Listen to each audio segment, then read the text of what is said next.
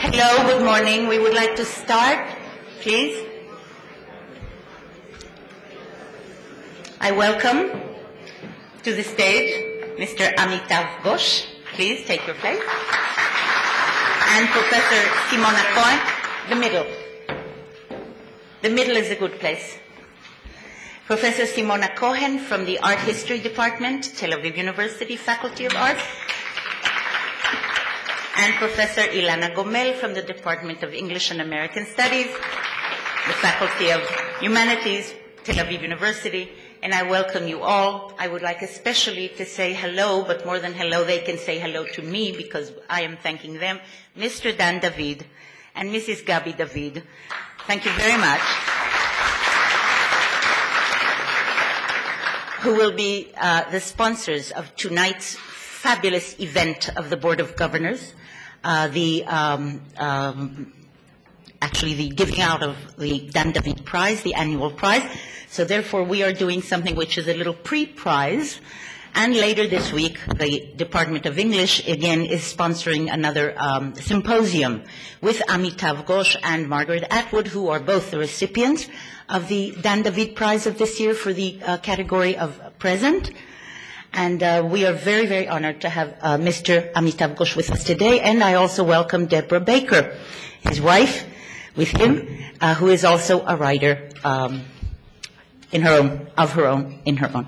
It's a great honor for the Faculty of Arts and for the Faculty of Humanities and for all of us to host this in this case and to have this preview and pre-auditing to hear the voice of a very unique, special writer coming from a place where so many of our young generation find that most inspires them, coming originally from that place and spending some of his time every year in that place being India, being Calcutta. And we know that our young people, and some of us actually too, go out there to be perhaps, I'll put it very carefully, re-inspired, revived, finding spiritual comfort and a good place for us to be, shutting up for a while, being quiet for a while, not because we are banned from speech, not because we are barred from speech, but because we want to find an inner voice and to hear ourselves before we can bring it out. Bringing out a voice is also a question that we sometimes confront when we have problems of people in the world not wanting to hear some voices today and some voices being overheard, underheard, overpowered, and disempowered. Perhaps writing literature is also about bringing out voices that need empowerment and advocacy, but it also needs us to hear them. And if we're not going to listen, then those voices are out there in the wilderness, and we know what voices in the wilderness can do and what may happen to them. Better to be heard, better to listen, better to talk from every place in the world where you may be listened to, and better to be on the side of the listeners than on the side of the banners, boycotters, etc., etc. I'm very grateful for Mr. Amitav for being here this morning. It's not easy to come to Israel. Let's face it.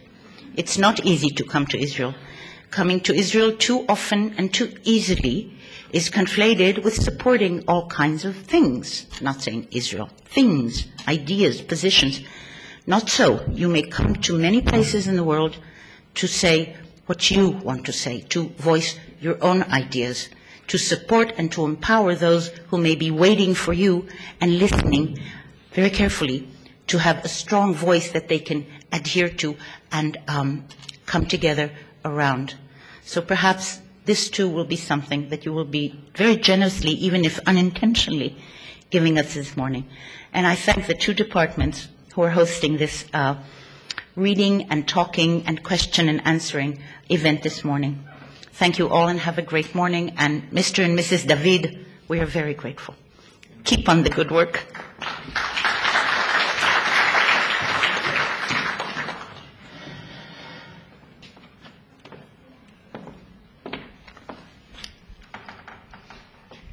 Good morning, Boker Tov.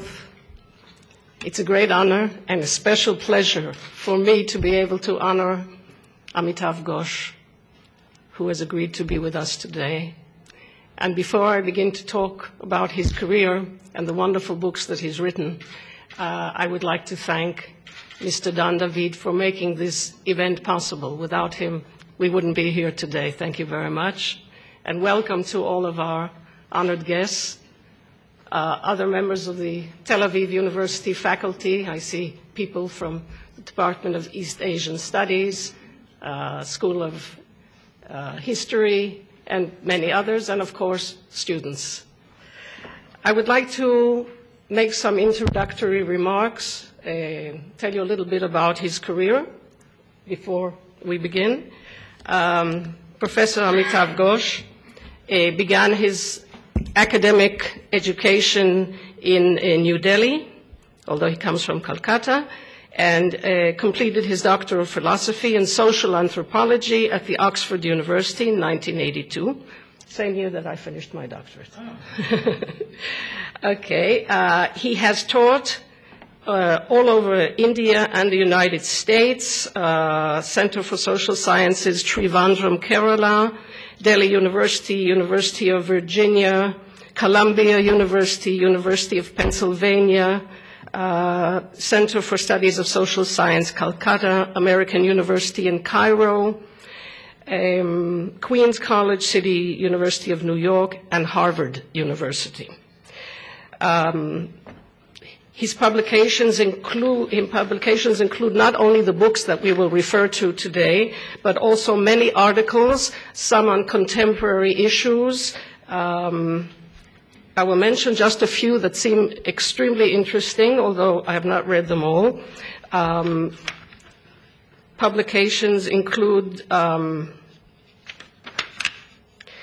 The Human Comedy in Cairo, a review of the word of Naguib Mahfouz, The World of Bengali Speaker in New York, The Indian Story, The Ghosts of Mrs. Gandhi, Fortifications and the Synagogue, a review in the American Journal of Archaeology, India's own Untold War of Independence, The Testimony of My Grandfather's Bookcase, and comments on Buddhist monks and ethnic politics, a war zone in an island paradise.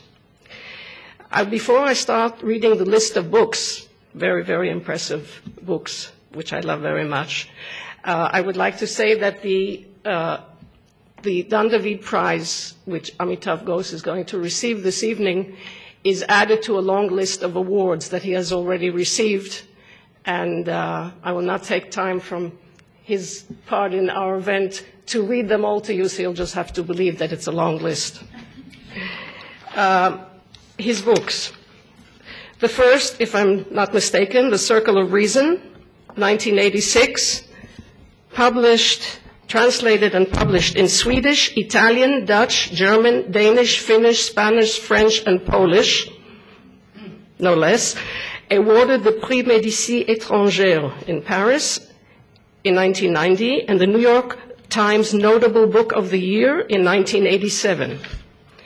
The Shadow Lines, 1988, also translated and published in Italian, German, French, Dutch, Finnish, Swedish, Danish, Japanese, Bengali, Urdu, Hindi, and Telugu. It was put out as a textbook edition for Indian schools and colleges by Oxford University Press in 1995, and it too was awarded several prizes, including that of the Indian Academy of Literature. The next, In an Antique Land, which is listed as nonfiction, and whoever hasn't read it in this audience, I must tell you, it's a must. Unfortunately, for some reason, it's not been translated into Hebrew. No, it is translated. Oh, great. Okay.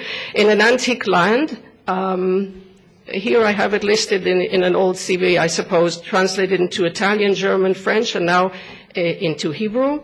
A subject of a 40-minute TV documentary of the BBC, and it received the New York Times Notable Book of the Year in 1993.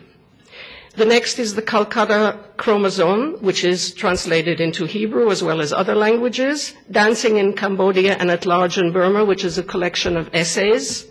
Countdown, 1999. The Glass Palace, also translated into Hebrew. By the way, I made a small exhibition of the books that I have of Professor Ghosh at the entrance. So on your way out, you can look through them, including 2 of the translations into Hebrew. The Glass Palace was translated into many languages. The Imam and the Indian, which is the collected prose. The Hungry Tide, 2004, translations into many languages. And if I'm not mistaken, the last is The Sea of Poppies? Yes. The last is The Sea of Poppies, to London, 2008. Okay, I think that now we should begin our event, and we will not be having the reading from The Sea of Poppies, although it appears in the program, but we'll have a conversation. And perhaps afterwards, if there are those of you who would like to ask questions at the end of the event, there will be an opportunity. Okay, Ilana, would you like to start? Would you like to start, or should Ilana begin with the presentation? Well, thank you very much, Simona, for the very generous introduction. Can you hear me? Yeah, no problem. Mr. Cloud. Just move the flower. Yes, move the flower. Beautiful. But they are in the way. And thank you, Hannah, so much for that very generous introduction. And you know, it was so wonderful today to walk in here, to walk into Hannah's room, and immediately Hannah says to me, "So I believe you've been dealing with a lot of stuff from the boycotters," and it's true. You know, for the last month, at times one has really felt like one is under siege. And throughout this, you know, my position has always been that I absolutely do not believe in cultural boycotts. I don't see how I, as a writer, can refuse to speak to my readers. I mean, to me, it's something completely contrary to my dharma as a writer. You know, I mean, writing establishes a bond between you and your reader. And if you refuse to recognize that bond, I think you're failing in some profound way as a writer, as someone who's trying to reach out to people and communicate with people.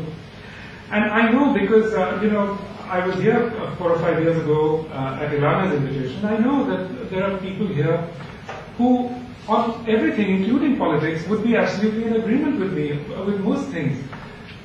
To me, it seems astonishing that someone should say to me that I should not address those people, that I should not find ways of communicating with them, not find ways of making common cause with them, not find ways of speaking to them in the most essential sense.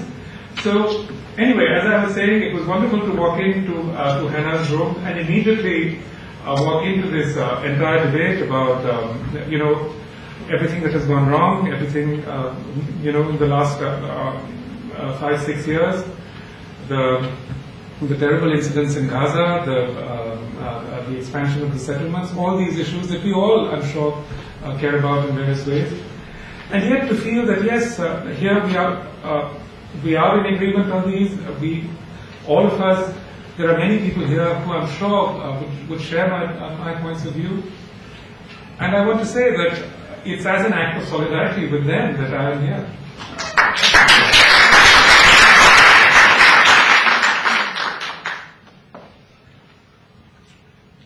Well, let me first of all say how delighted I am to welcome Amitav Ghosh here again.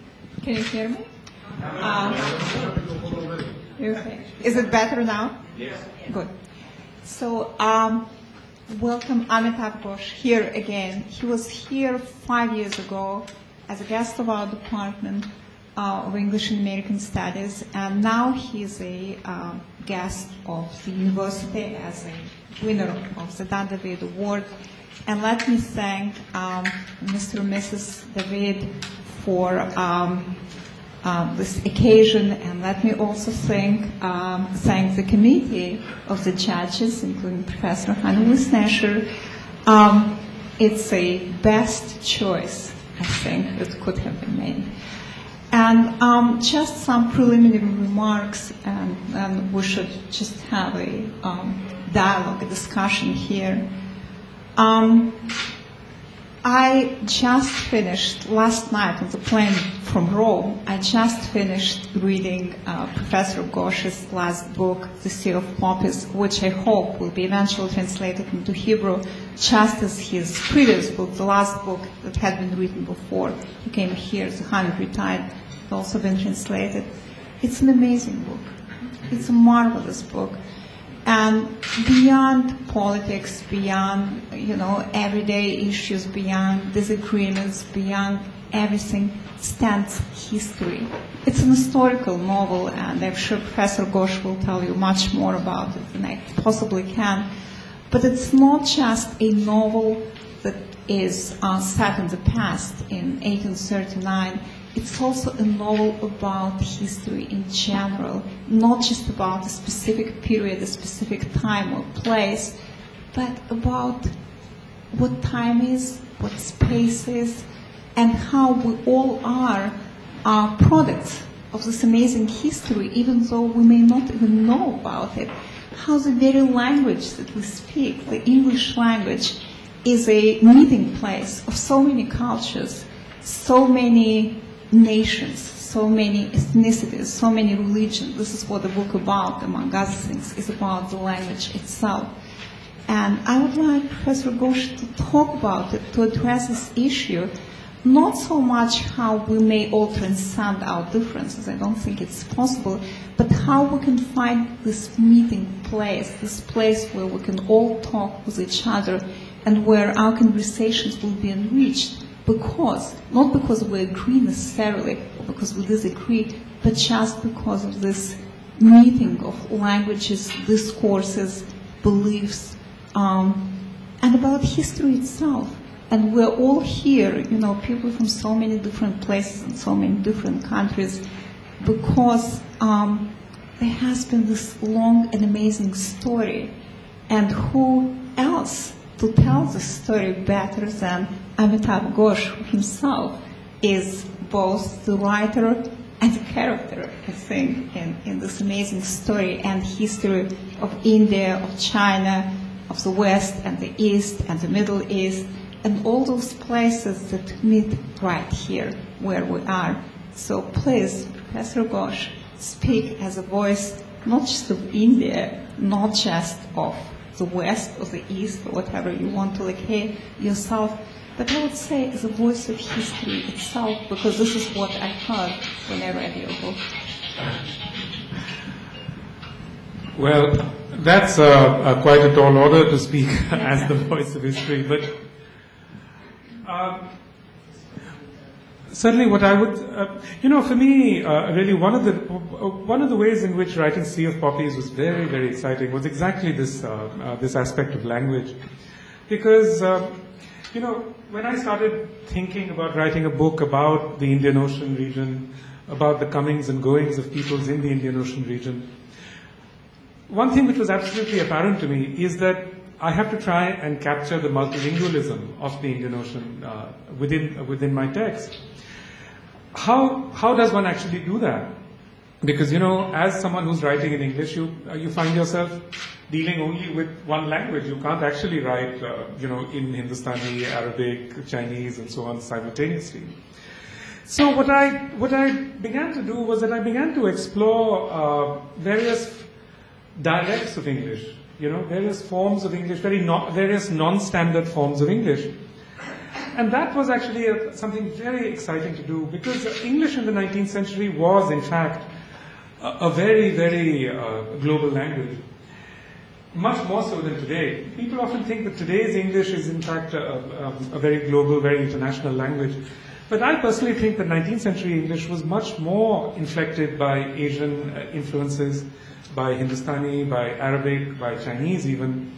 So it was a really exciting thing to try and excavate that English, if you like, because those differences are not merely in terms of the lexicon, not just in terms of vocabulary, but also syntactical differences. The ways in which the grammar of Cantonese impacted upon the creation of certain dialects, the ways in which enormous amounts of, say, Arabic vocabulary travel into English, but through a sort of roundabout route through Persian and through Hindustani. All these things are, to me, as a writer, words are very, very interesting, and it was very exciting to explore this, because in a way I had dealt with this world, with that sort of world before, when I was writing in an antique land and learning Judeo-Arabic. Because there again you see this very interesting interface between Arabic, colloquial Arabic, Aramaic, Persian. You see these sort of strange textures of language that arise through trade.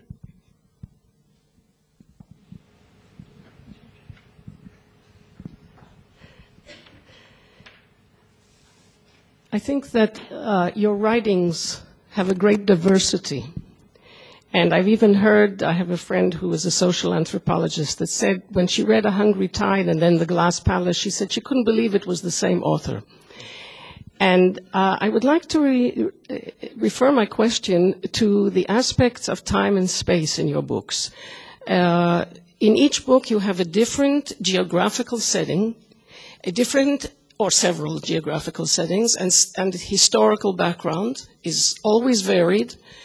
But there is a sense that this is the context, this is the background for impacting the characters that you describe, the narrative of the characters. And my question is, how do you explain the importance of history and geography in your writings? Geographically speaking, it's a curious thing, but I realize now that, in fact, my whole geographical imagination, in some way, has always been in the Indian Ocean, and more even than that, in the Bay of Bengal. So the Hungry Tide was, in a way, exploring this extraordinary region within Bengal, the Sundarbans, where you have this mangrove forest, and I have this old connection with this area. So it was a very powerful and exciting thing to, to go back to this area, to spend time, to see the ways in which people live, and to see the ways in which they interact with the ecology. It's an area where there are man-eating tigers, man-eating crocodiles, snakes. It's an area of great danger and also of great something profoundly evocative. It's a very, very strange landscape. To me also, I must say that it was, I started writing that book after 9/11, when I was actually in New York on that day, 9/11, when the World Trade Center was bombed. And in the aftermath of that, I began to think a lot about certain things. I began to think about what does this phenomenon of suicide bombing mean? What does it represent for us? And I realized one of the things which, I look back on the sort of past, upon the things that, one has read about, one has written about. And it seemed to me that, what we see in this act of something like suicide bombing is such a profound nihilism, such a profound, as it were, devaluation of the world. It's as if the world itself is something so corrupt and so absolutely without joy, without reward, that it's better to live in the afterlife than to live in the world. And it seemed to me really that in a way we as writers and poets bear a responsibility even for this way of thinking, because we don't write about the beauty of the world. We don't write about the rewards of the world. We don't write enough. We don't celebrate the world enough. And I think that, to me, at that moment, it was really a sort of crisis to think that, what have I done to tell my children that, this world, for all its faults, for all the horrors that lie in it, it's a world worth living in. It's a world worth celebrating. And that's why at that point, rereading Rilke was so profoundly important for me, because Rilke is at the heart of this book, And Rilke's, those lovely lines from Rilke's Duino Elegies, when he says, this is the one world we have. It's the one life we have. And we have to live it. We have to understand it. We have to celebrate all the beauty that is around us. And, at that point, to spend time in the Sundarbans with these people who live there, and, one has heard so much about dispossession, so much about about all the terrible things that people in the world live with. The life that people in the Sundarbans live would be, to many of us, completely unimaginable. It's a life of incredible poverty, incredible danger. And yet, it's actually true that I've never seen people who are more celebratory of their existence, you know, who laugh, who live, who love, you know. So, you know, for me too, which is in no way to say that that is, as it were, an excuse for their poverty or a romanticization of their poverty, because the poverty is always there. But it's just a reminder of something which we all know, that in suffering, human beings do also laugh. They do love. They do live, you know. And we cannot forget that. We cannot reduce the narrative of the world to a simple story of, you know, that the world is just a space of ugliness and suffering. Thank you very much for that, because I personally feel that your books are so positive, and I think this is what caught me from the very first. It's so rare to find in contemporary literature a positive outlook on life, and something which is really, as you say, world-embracing in the positive sense. And there is so much beauty in your books, which I think ties in with the way that Indians, that I have come across in my travels in India. It is typical that people who are living in great poverty and people who have nothing have this ability to smile, have the ability to enjoy life. And I think this comes through so strongly in your books, this positive attitude to life, and it's so refreshing, and it's so wonderful. And this is what caught me so much and motivated me to continue to look for your books. Thank you. Thank you. Yes, you know, that's absolutely right. You know, when I'm in India, this is the thing. I mean, I just feel so much empowerment within India, simply because there is, in some profound way, a celebration of, you know, of life, just the possibility of finding some sort of community, finding some sort of pleasure in existence, which I actually don't see very much in New York, you know. I find it really absent there where there is everything, where there is great wealth and so on. I mean, you actually feel that, no, people don't actually see the you know, that the world in its fullness, if you like. And but, you know, I say this about India, but I would say, I would go further than that. I would say that it's in fact, wherever I go in Asia, I see this. If you go to China, you'll see that, you know, there's such a sort of almost childlike pleasure that people take in existence, in food, and, you know, just in walking down the street. You say hello to someone in China. They don't know what you're saying. You don't know what they're saying. But there's such a pleasurable texture of that exchange. I've seen this in Thailand. I've seen it in Burma, where people, you know, are suffering terribly. I've seen it in Vietnam, you know, where people have suffered more than perhaps anywhere else. And so, yes, I do think that this is what has given our Asian world, you know, a certain resilience, a certain depth, a certain strength to endure existence, if you like, because our histories are often terrible histories and difficult histories. And, you know, I think we are not naive enough in Asia to think that things always get better. Because actually things often don't get better, you know, but you have to find, you know, you have to find your satisfactions and rewards in what there is, you know.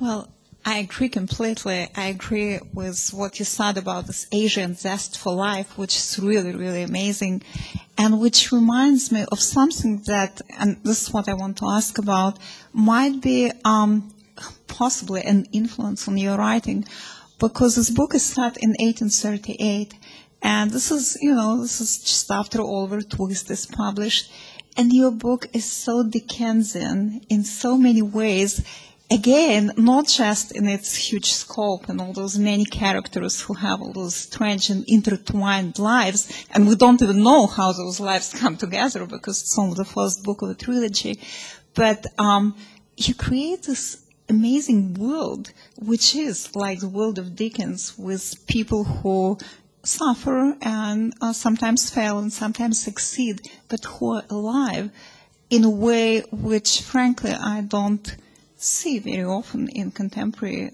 literature.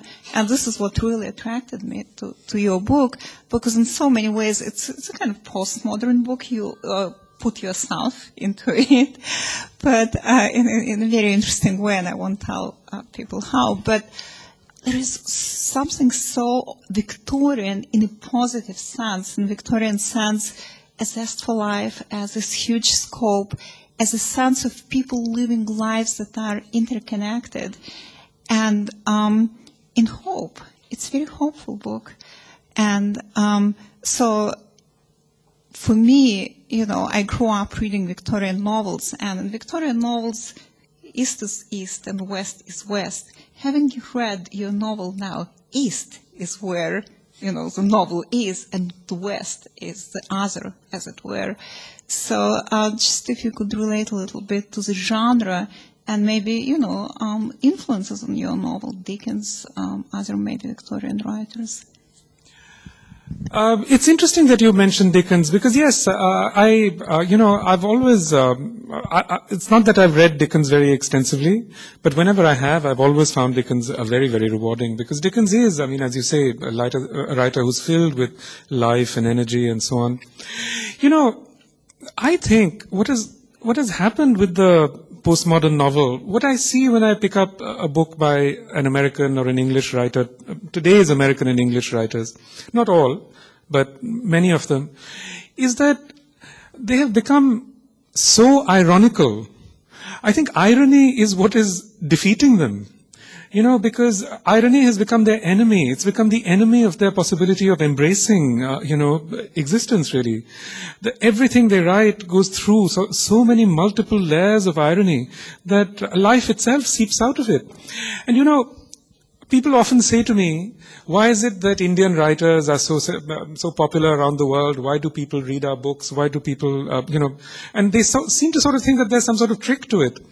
But I don't think there is a trick to it. It's because we write about, those things which are at the heart of human existence, which is, and those things are not ironical, They are things about powerful relationships of family, of love, of hatred, of, all those things come together, in our work. I think at bottom what it is that Indians in general are not afraid of emotion. We are not afraid of emotion. We know that this is a part of life. We know that these long connections create these things. And again, as you say, my book is about these intensely intertwined characters and these intensely intertwined lives. And that's because that's what my life is like. My closest friends, I've known all of them for 30, 40 years. Their children are friends of my children. When I go back, and we fight, we've had long fights, we've had disagreements, we've had all these things. But yet, there's a deep, deep sense of a loyalty, of a common experience, of these interconnections that bind us together. And actually, in some really important way, that is what I want to explore. I want to explore this sense of these deep interconnectednesses.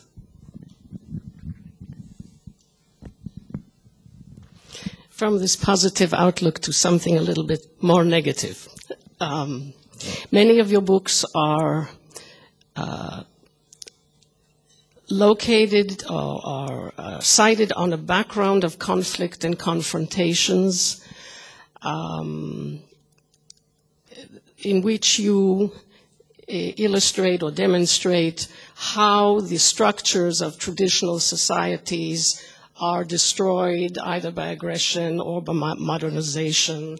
In An Antique Land, you have this wonderful description of the commercial community, this international community that stretches from India to the Near East and to Egypt, and you describe even their linguistic interaction, and then you finally bring us to the vision of the Portuguese aggression and European colonization, which destroys this entire setup. Or in Shadow Lines, where you tell the story of, I presume it's autobiographical in a sense, right? Very distant sense. In a very distant sense, okay. The story of the effort to remark the boundaries after 1947, to remark boundaries and to to modify national identities of people who lived in the area which was East Bengal and subsequently East Pakistan and subsequently Bangladesh. And again, the story of the destruction of identities, or the attempt to modify identities, which was totally artificial and destructive. What I would like to take this one step further and ask, how does this influence your way of looking at contemporary India, in the sense that even if we say, okay, India has been modified so much by industrialization, by modernization, by the influence of Europeans and subsequently of the United States in the last century primarily. But if we look at India today, we see that prosperity is concentrated in the hands of a very, very small minority. And so my question is, how much has modernization and progress and ideas of progress that have influenced India in a very superficial sense, how much are they capable of bringing mobility to the majority of people who are impoverished, of course, in the rural areas of India, as well as in the margins of urbanism? Well, you know, India is a country that came into being in the chaos of the post-war world, you know. India is a country that's riddled with conflict on all its borders.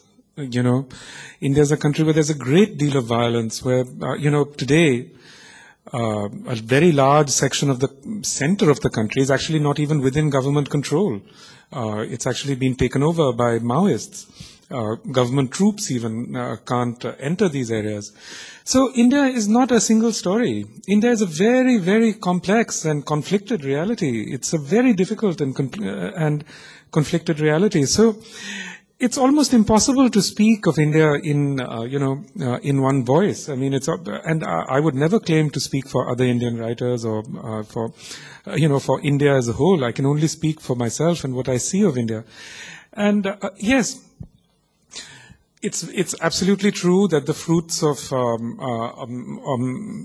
modernization, the fruits of the modern economy have reached very few people in India, comparatively speaking.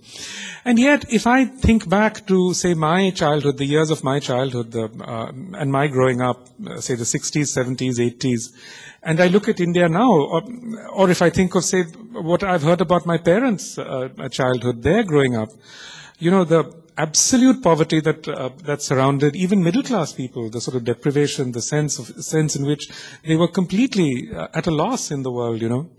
If I compare all of that with what today's India is, there is a huge difference. How can one deny that? I mean, there is a sense of energy, there's a sense of purpose, there's a sense of enormous economic activity, there's a sense of an unleashing of energies, which is, in the end, I think, a very positive thing. You know, it's certainly better than, the sense of somnolent deprivation that existed in the 70s and 80s. I think many people in India today don't really remember what India was like in the 80s, where, really, there was this incredible sense of fragility. There was a sense of, continuous conflict all around us. Delhi in the 1980s was, I imagine, like Tel Aviv was during those terrible bombings here, because, there was constant terrorism. You could hardly make your way through the city. So, we've been through a lot. And I think one of the things which certainly that I've seen in the sort of slow evolution of modern India is things do change. Things change for the better. Some conflicts get worse, some conflicts get better. There is a sort of constant process of a sort of negotiation, renegotiation. So, it's not a simple story. I think in some ways it's a story of that makes you despair, and in some ways it's a story that makes you feel that there's a great deal of hope. Actually, I was thinking less on the political level than on the social, economic level. And I was wondering, one of the things that impressed me on my first visit to India and has impressed me since is the feeling that this is one of the only places in the world where you can see a society which has not changed, basically has not changed. Okay, you don't see it that way, but as a foreigner, there are the traditions which have survived in India, which I believe have influenced not only the lower classes and the illiterate population, but I think it is very deeply rooted even in those who have Western educations. The tenacity of traditional belief, even of the religious ritual. There are not many places in the world, even in the East, I think, where you can see the old India still alive. It's something that survives and seems not to change despite everything that's going on around. Am I wrong in this observation? No, you're right in some sense that, a lot does survive in the sense of, there is a sort of tenacious kind of cultural rootedness. But in many ways, contemporary India, for someone like me, it's almost unrecognizable. I think the changes would not be as apparent to you as they perhaps are to me, because now in any Indian city, say Calcutta or in Goa, it's common to see a boy and a girl walking hand in hand. You would never have seen that when I was, when I was in my teens. People just didn't do that on the street. It's so common to see young women dressed in shorts and so on. You would never have seen that 20 or 30 years ago. In a city like Bombay, it's actually quite rare to see a sari. A friend of mine once, a Bengali, she came with us to a restaurant in Bombay. She was the only person wearing a sari. I mean, that was astonishing, really. I mean, we looked around and it was really amazing. So, I think, yes, I can see why to you what strikes you is what makes India different, what makes India seem so profoundly rooted. And it is, in many ways, profoundly rooted. But there are, in many ways, it's very troubling to see what has happened within Indian culture in the last, especially I would say the last 10 or 15 years. If you open any Indian paper now, or if you look at the television in India, any news program, something like 30% of it will be about cricket. Another 30% will be about Bollywood. Another maybe 10% will be about celebrities of one kind or another.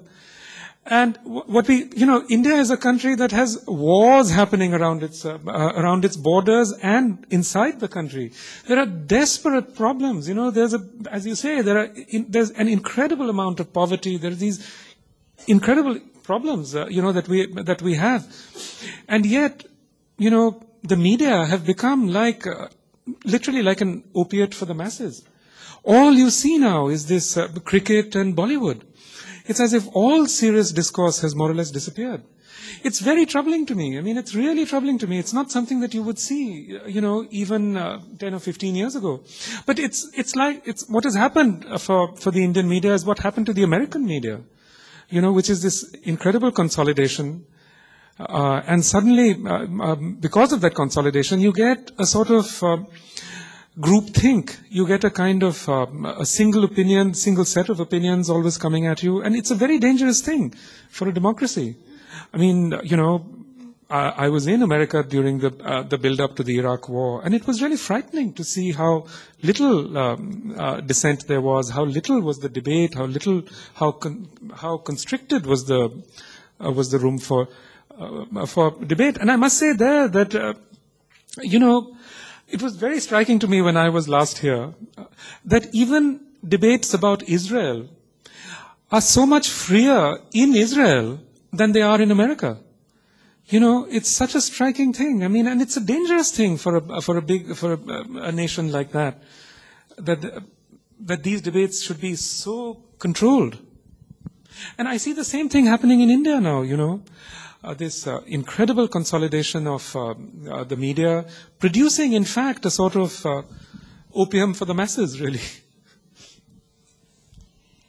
Well, thank you. It's wonderful. But I want to come back to this issue of India, as a kind of image that people outside India have of India, just as people outside Israel have this image of the Holy Land or whatever, Israel.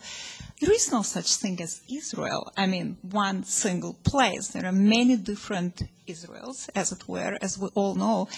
And India is so much bigger.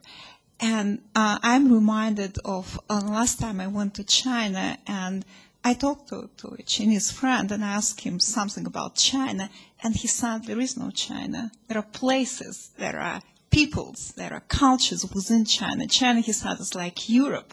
Would you ask a question about, what's a European friend of mine? It's a impossible question. And I think India is the same. There is no India. There are many different Indias. And I really like the way you emphasize, and this is what I love about your novels, and particularly this last novel, because it's so much about, different Indias within India. You have characters who are Muslims and Hindu and people from Canton, from China, and people from different parts of India, and they're often strangers to each other. It's not just East and West. It's many different places.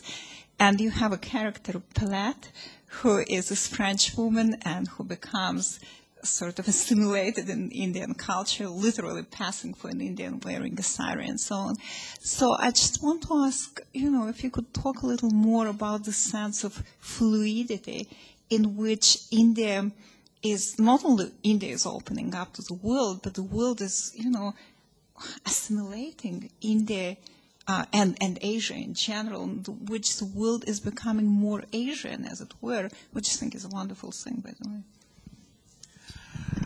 I agree. I think the world is becoming more Asian, and I'm really glad. I think it's about time the world became more Asian, because really, in many ways, you can see that, Asian ways of thinking about things. And I must say this about China. There's a lot wrong with China. There are a lot of problems in China. But the Chinese are, above all, a very pragmatic people. They approach things in a very pragmatic way.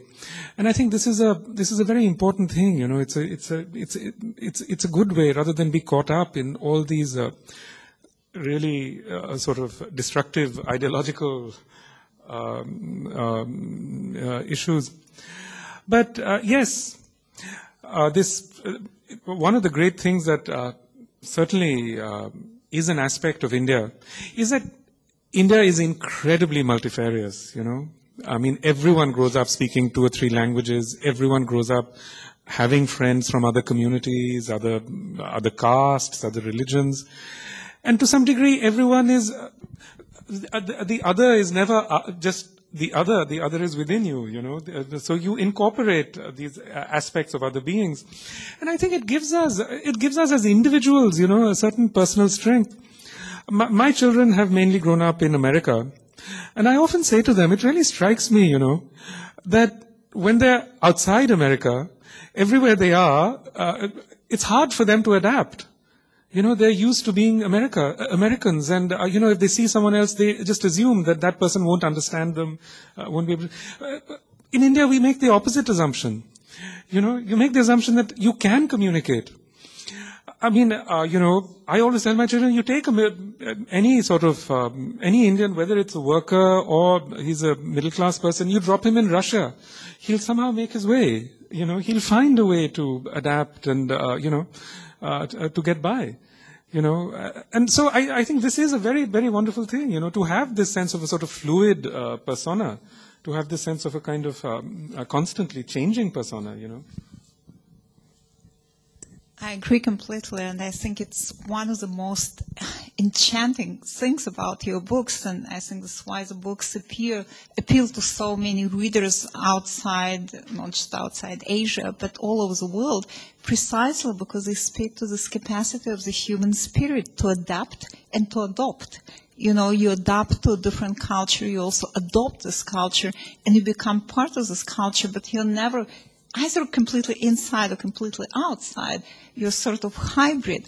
Now, there has been much talk about this hybridity as a post-colonial age. And again, what I find so wonderful about your books, you show it's been going on forever. It's not like suddenly, we're all in this hybrid global world. You're talking about this ship, which is a sail ship, I guess. It's very low technology. And yet it's embarking on this amazing, travel across different worlds, literally. And people, adopt different cultures and adapt to each other and live together. So this world in which we live today, which so many people, kind of mourn the passing of this cultural purity, it's not true. There has never been cultural purity, nor should there be. Just a comment. Absolutely, I agree with you. I mean, you were asking me about the writers who've, I would say, much more than Dickens, the writer whose work has had a profound influence on me is Melville. And if you read Moby Dick, you see in the 40th chapter, he has this wonderful chapter where, in fact, all the members of the crew of the Pequod come together to interact with each other.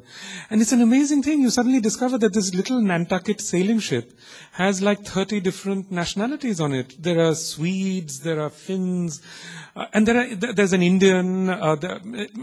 Captain Ahab's own harpooneers, Melville tells us, are Parsis. Which is such an unlikely thing. Can you imagine Adi Godrej's ancestors being harpooneers? But so it's such an amazing thing that you see that this world already is such an intensely multicultural world, if you like. Should we open it up to the audience? Do you think? Yeah. Feel it's enough. Should we allow questions from the audience? By all means. No. Okay. Do we have anybody in the audience that would like to present a question to Professor Ghosh? Yes. You talk about how Asia influences China more and more. Asia influences Europe, the West, more and more. And I wonder, I'm currently living in China.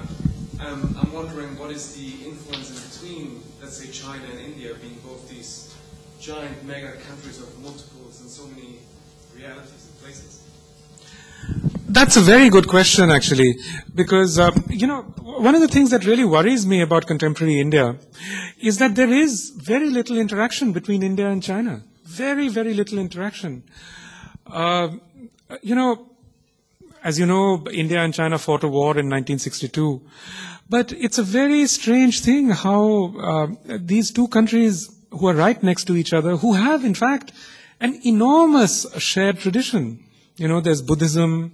But more than that, Chinese ways of thinking about space, thinking about places is very, very similar to ours. I mean, if you go to China, you'll see if there's a rock that's been there for a long time, that'll be treated as sacred.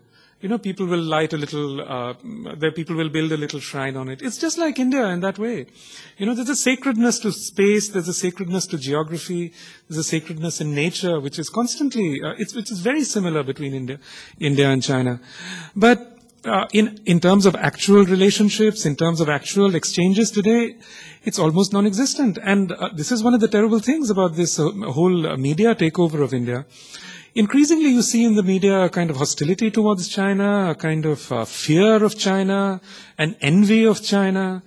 All these things are very disturbing to me. I think, that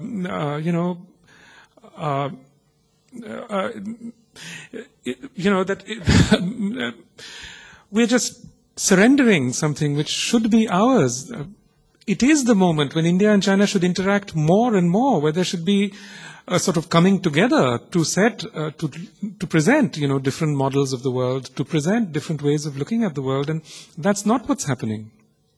I see it also from the Chinese side that there's no real need for interaction with India that has such close links in the past. But when I talk about India or with Chinese people, it feels more and more distant than if I talk about America or I talk about Europe, for example. That's exactly right. And I think it's really a kind of tragedy, But, to be fair, look, the Chinese offered to open, I think 10 Confucius institutes in India where Indians could learn Chinese. The Indian government turned them down.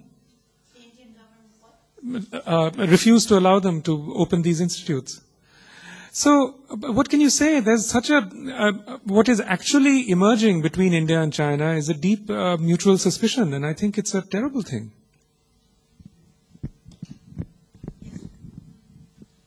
I wanted to ask, as very much a leading writer who is associated with being a writer from India, although in English,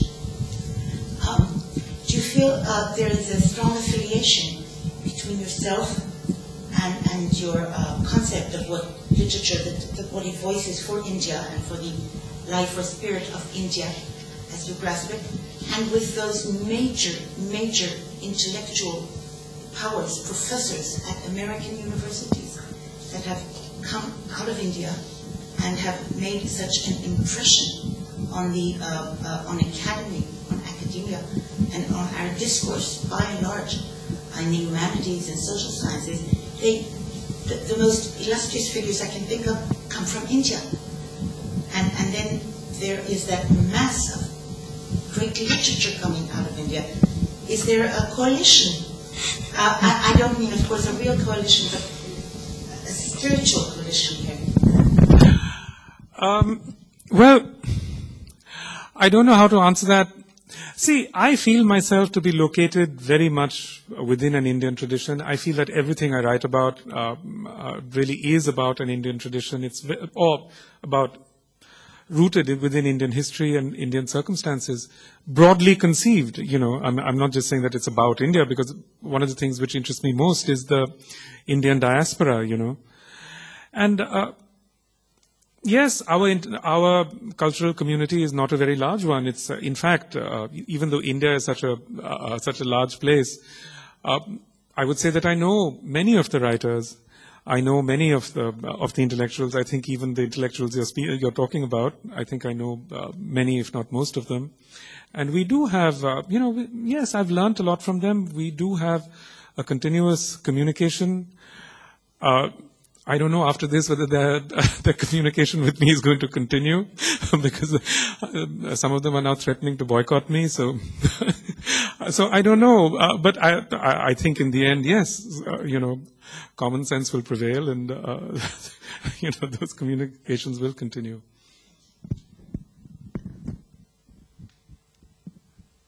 What do you think about the caste problem in India? Is it solved, about to be solved? To put it in a nutshell, no, it's not solved. And is it going to be solved? No, I don't see it being solved as such, because caste has now taken a new form, which is that it's become a sort of electoral practice. So that for elections, politicians look to castes to give them votes.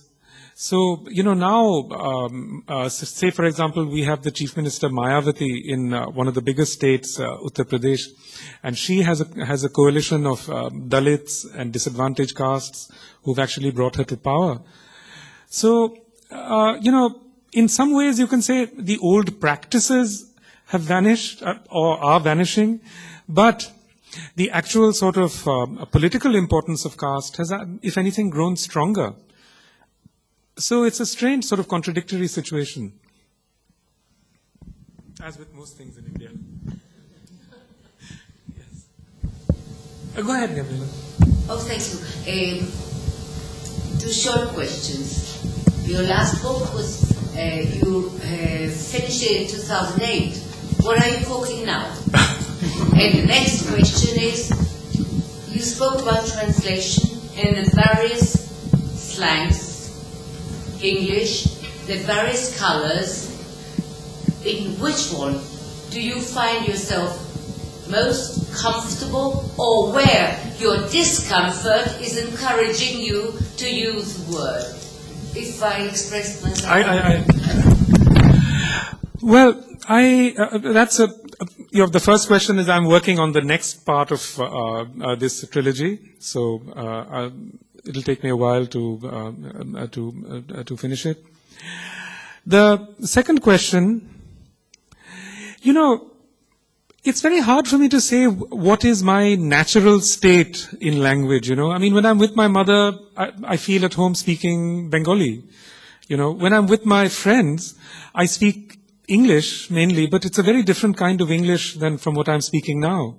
We speak in a completely different way, and I feel completely at home in it, but I also feel at home speaking as I'm speaking now, So it's not that this is a stranger, it's another aspect of me, I'm sure this is, I think, a phenomenon that will be very familiar to you from, stories of your families, speaking Ladino on the one hand and speaking, something else within the family, or speaking Yiddish within the family and German outside. And, this is the state of multilingual communities and, communities that are, in some sense, of people who have multiple identities, So I don't think any one identity, I would say, is not predominant as such. I mean, I can't say that that is me and everything else is added on. I think it's this interaction that is me, I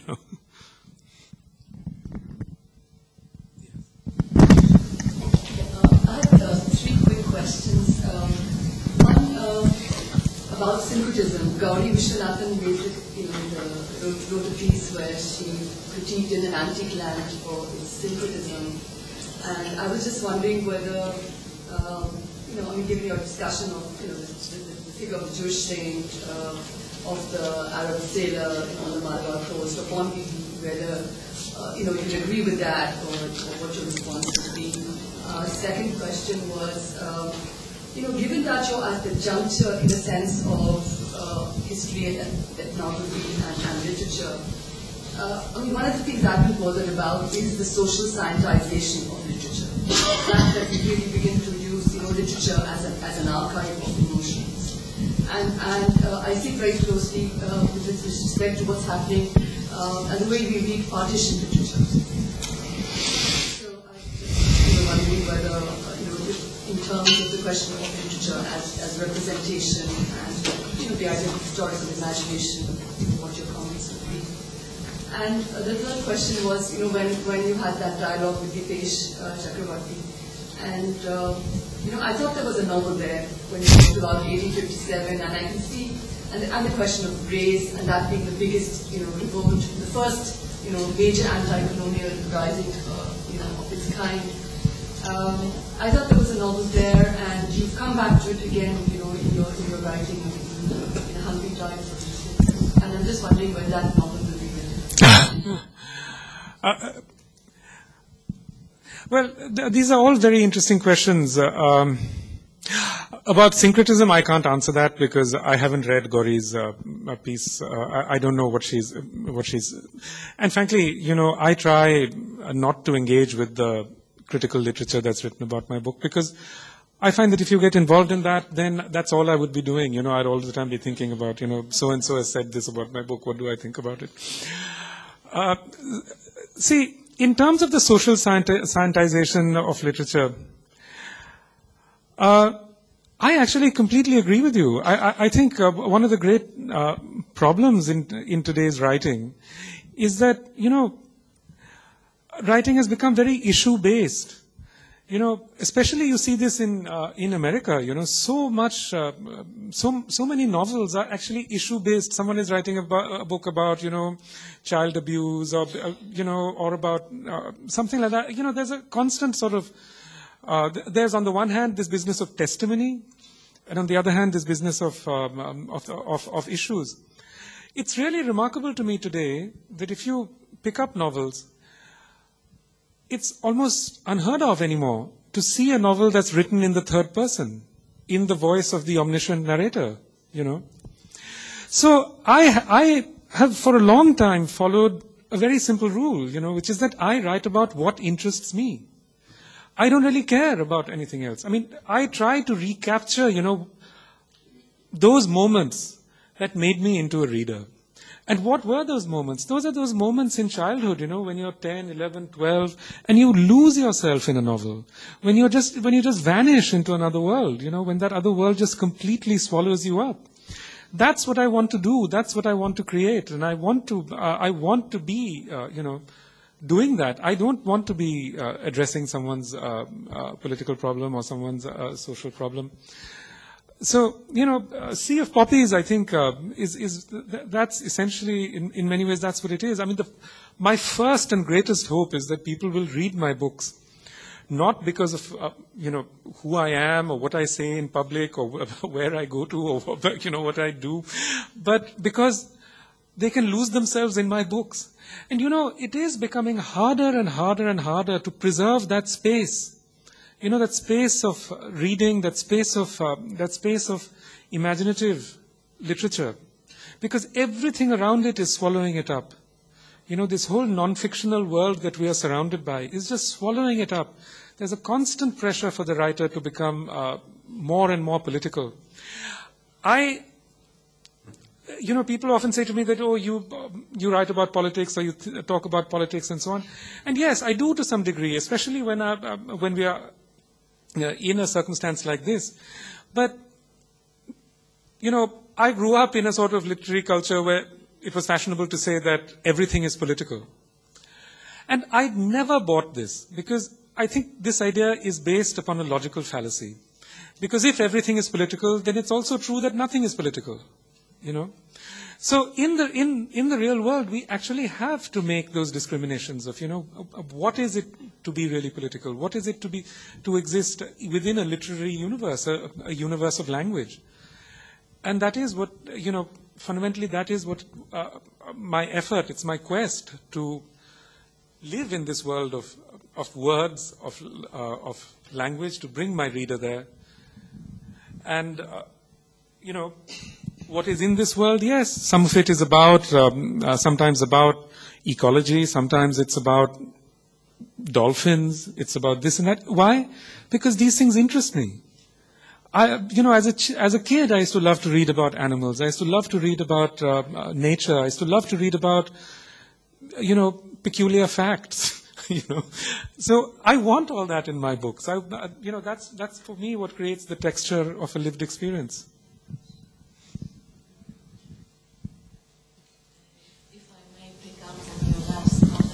I admit having read only the 2 chapters through your last update louder. I'll attempt. Okay, sorry. My question is, having just begun reading, my sense was that you were presenting the opium factory, the opium to opiate in another context as a very anti-colonial comment on the way British colonialism is, in a sense, drug the people in more ways than one and consume them. So would you say that that's the, if not overtly at least, the political content?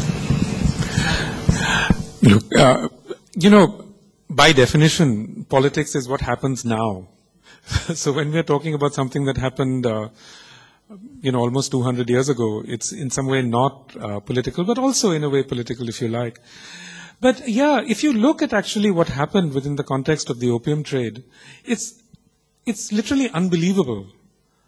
I mean, it's absolutely unbelievable what went on. That the British, who were running a huge trade deficit with China, set up this opium farming business in India, which they created a monopoly out of. They took that stuff, they sold it in China, and that's how they financed essentially the Industrial Revolution, I mean, it's something so bizarre, so horrifying. It's kind of beyond belief, really.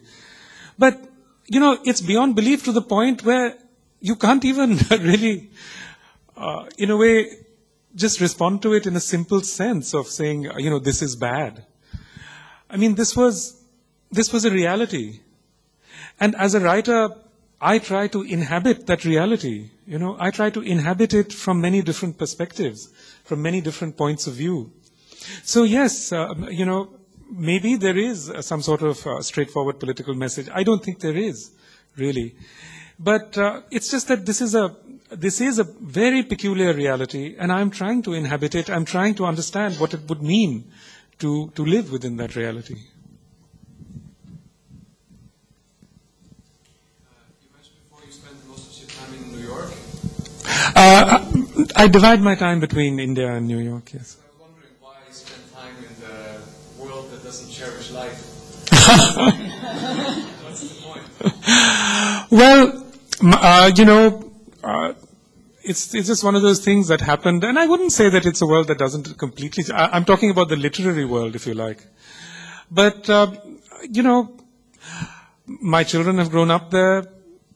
I love my neighborhood in New York, which is Brooklyn, and in fact it is full of life. It is full of many people who are very interesting and so on.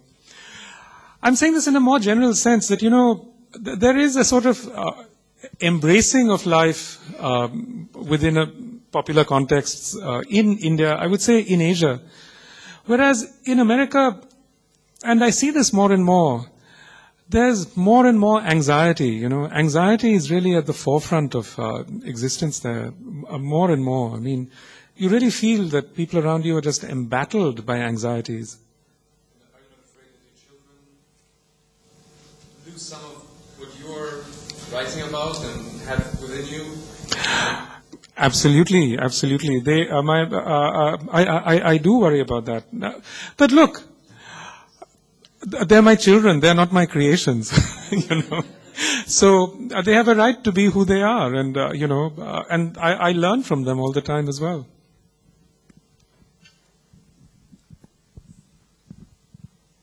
One thing you haven't mentioned yet is the issue of religion, the role of religion in contemporary life, contemporary society, contemporary politics, both in the US in this case and in India. I mean, how do you see that, for example, when you compare what things were like in your childhood and what things are today? Do you see a big difference there too, and where I mean, in terms of the way religion shapes society, influences what people are doing?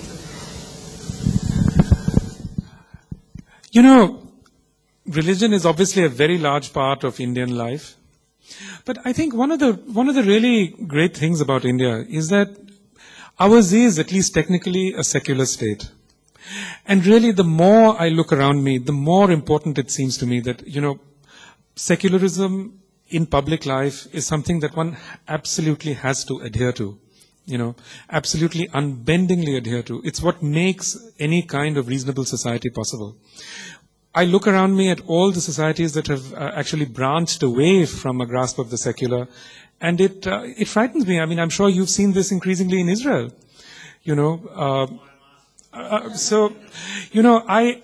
I saw this in America. America, which was founded as a secular state, which in many ways but America has become increasingly gripped by all kinds of religious fanaticism, and I think it's destroying them.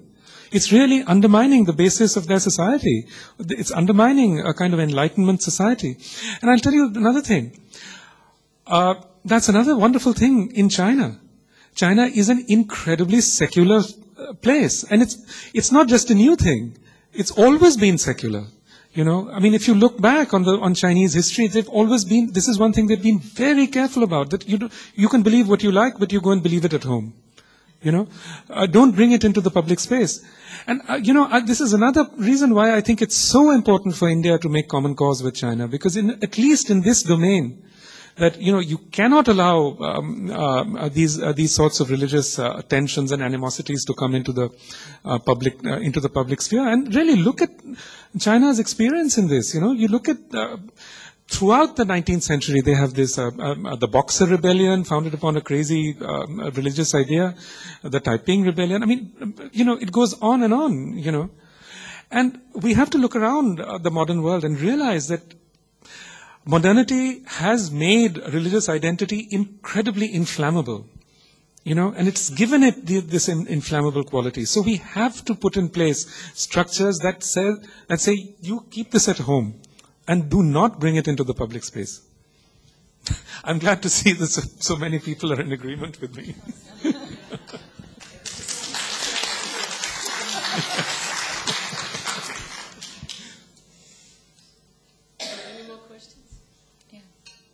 There is another one there. Yes.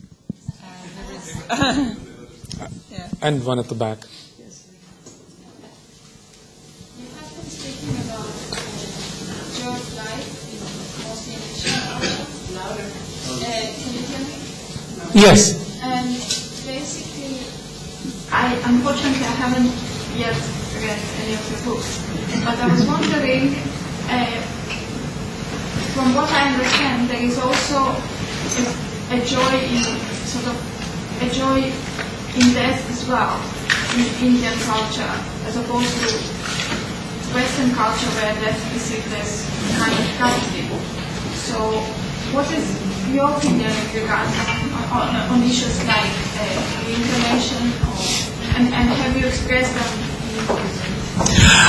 Yes, one of my books is about reincarnation. It's called the Calcutta Chromosome, which deals with a kind of science fiction version of reincarnation. Look, it's not just... I was brought up in a culture that believes in reincarnation. The idea that there are other lives is somehow so deeply culturally ingrained that I completely, to me it's normal. I mean, I constantly would say that, in my next life I'll do this. Or my mother would say to me, you do that, in your next life you'll be a frog.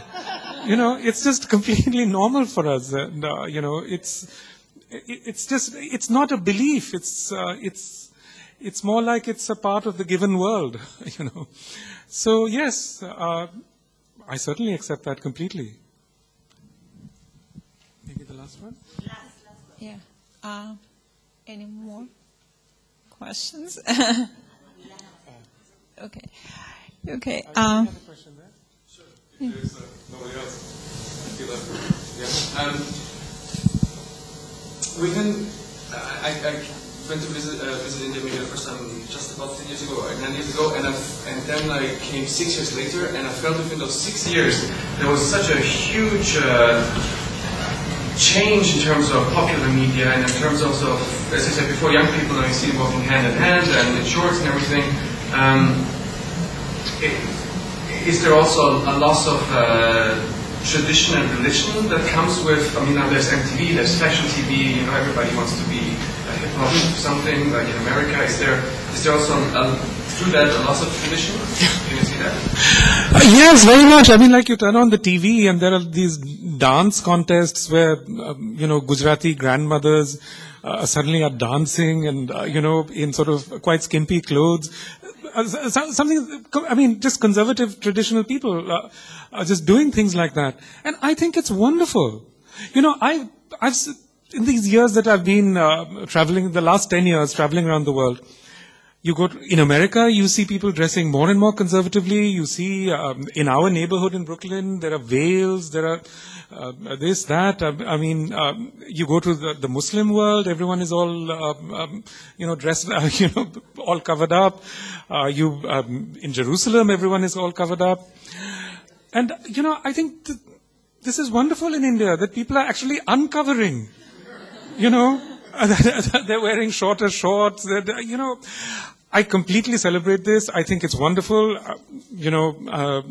I'm very glad that this aspect of tradition is changing.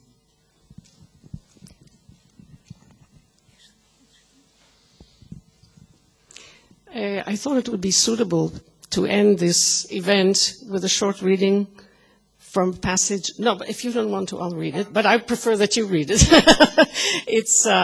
I brought a passage which is one of the many, many thought-provoking passages which I felt were so, so interesting. And if you don't want to read it, then I'll read it. But no, I'll read it. I think it ties in with some of the things that you've been talking about. Okay.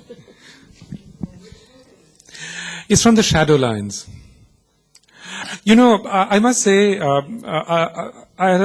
one wonderful letter I got in these last 10 days. I've been getting, deluged with letters to my website, and I got a wonderful letter to my website, and it's something like this: I'm an observant Jew. I live in Jerusalem.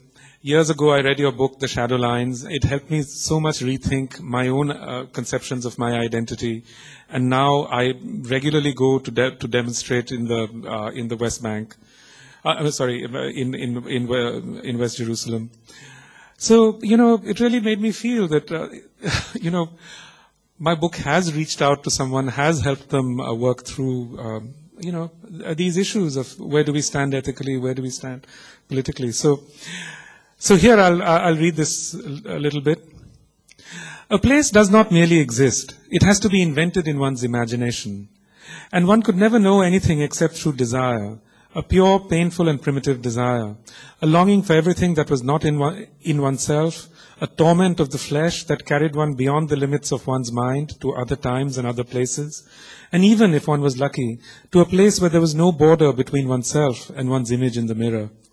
I listened to him bewildered, wondering whether I would ever know anything at all, for I was not sure whether I would ever experience desire of that kind. Thank you.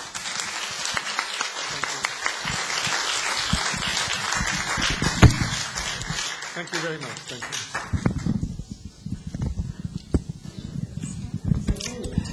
Thanks to our wonderful guest for a very, very inspiring and exciting discussion, and really it was most fascinating. I think for everybody here, I'm speaking in the name of our entire audience and in my own name.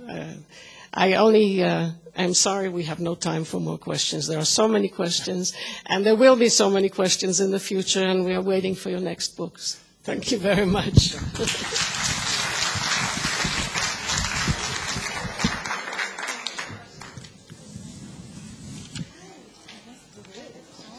You must be really tired. When did you get in?